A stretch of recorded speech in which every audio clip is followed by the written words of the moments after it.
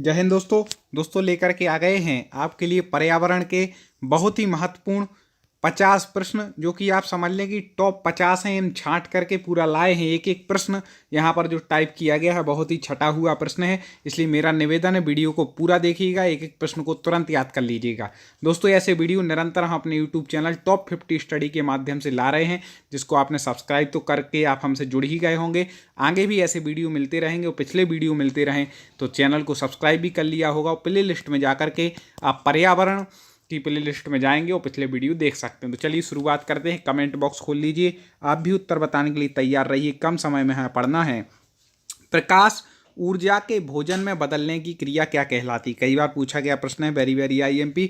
तो प्रकाश ऊर्जा के भोजन में बदलने की जो प्रक्रिया उसको कहते हैं प्रकाश संश्लेषण।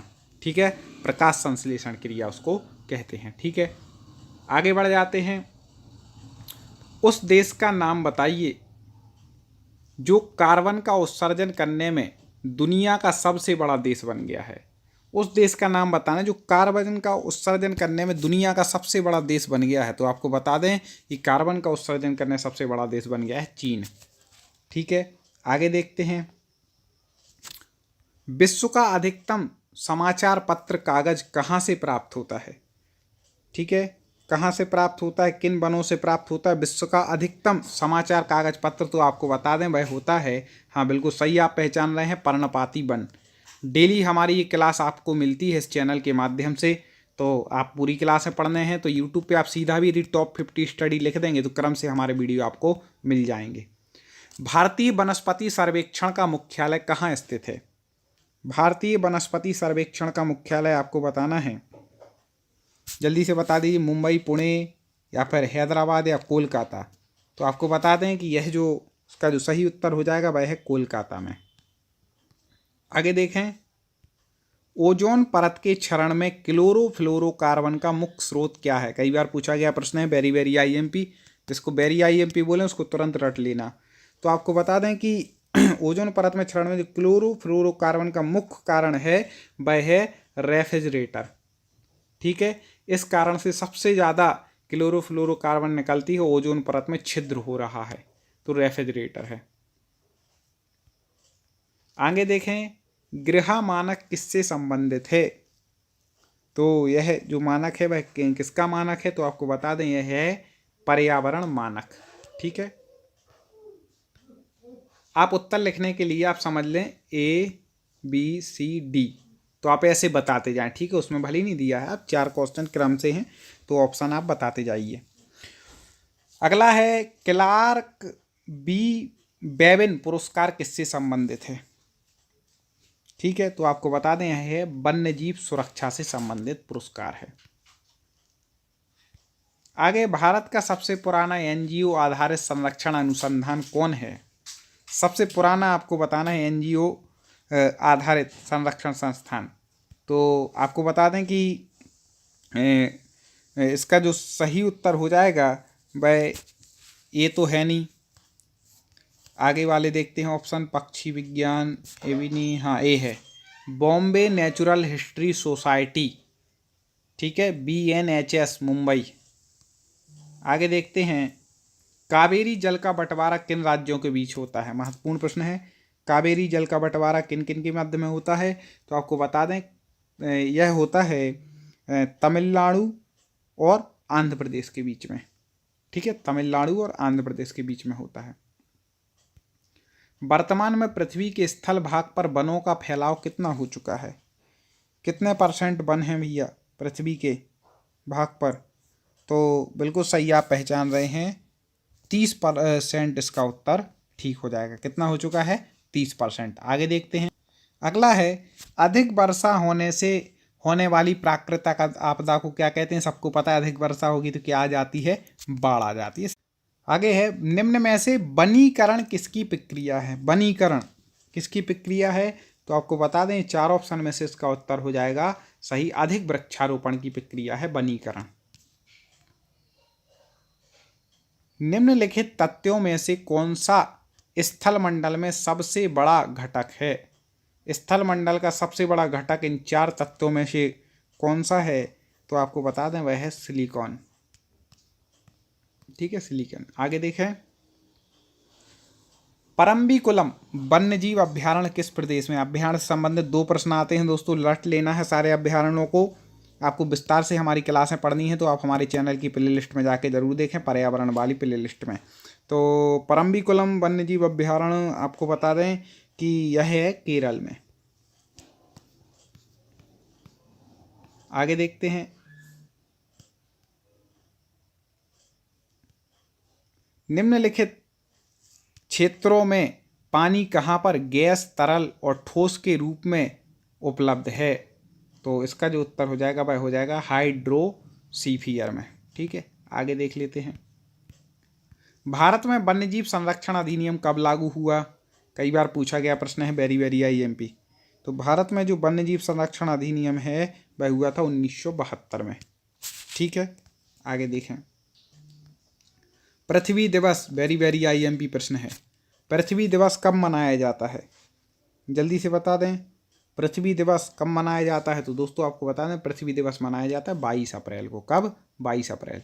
आगे है, राष्ट्रीय पार्क व अभ्यारण्य को किस अधिनियम में परिभाषित किया गया है?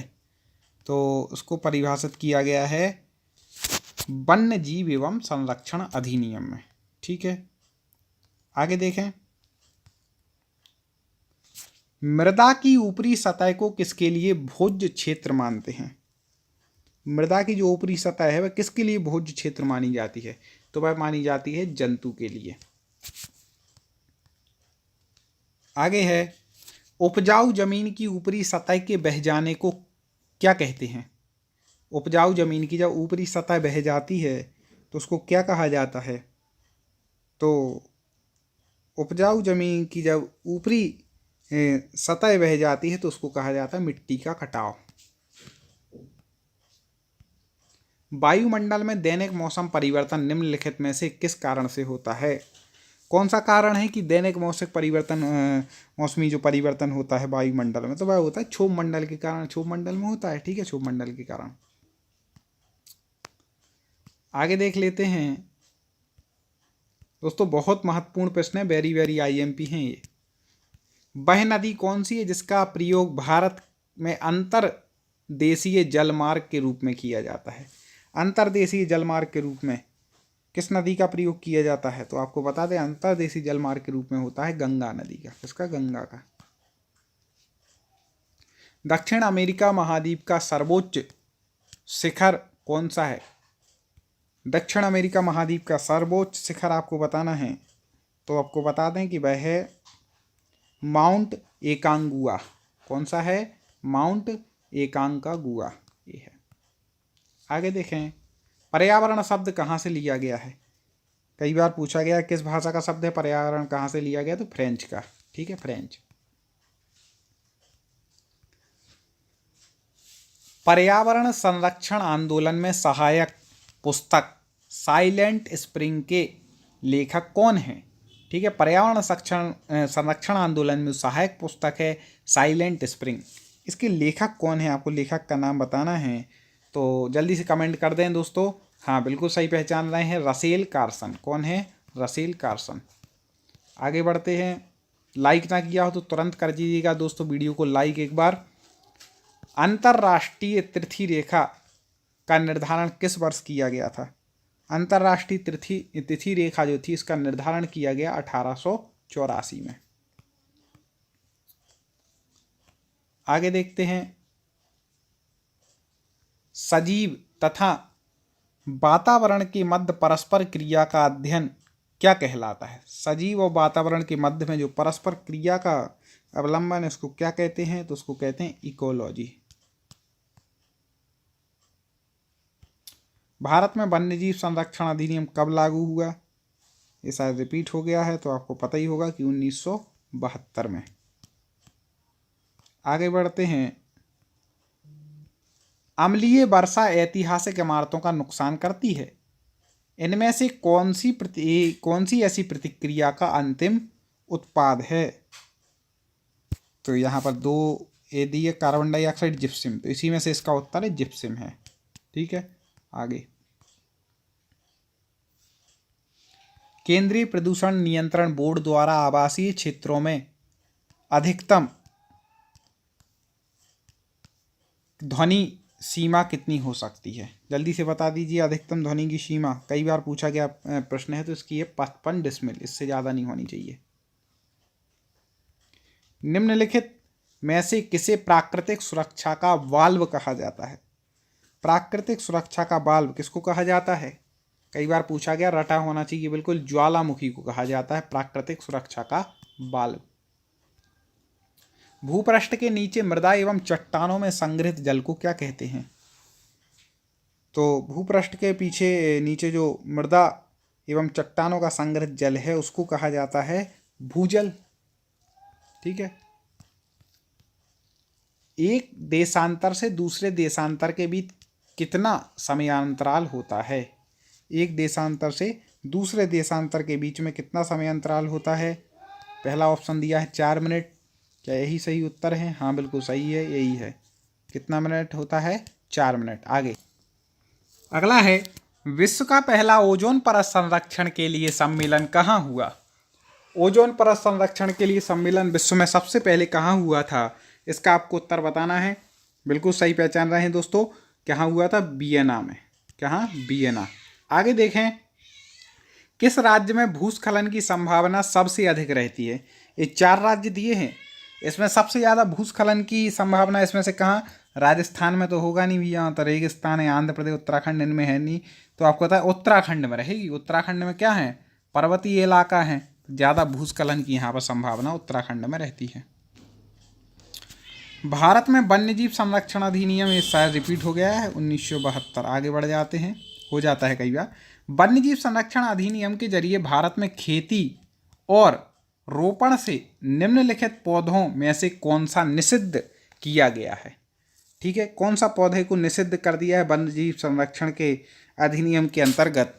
तो केवल किलर बीट को तो नहीं किया गया है। हाँ, इसको, ये जो इसका डी है, लेडीज स्पीयर आर्चिडस, इसको क्या कर दिया गया है? निषिद्ध।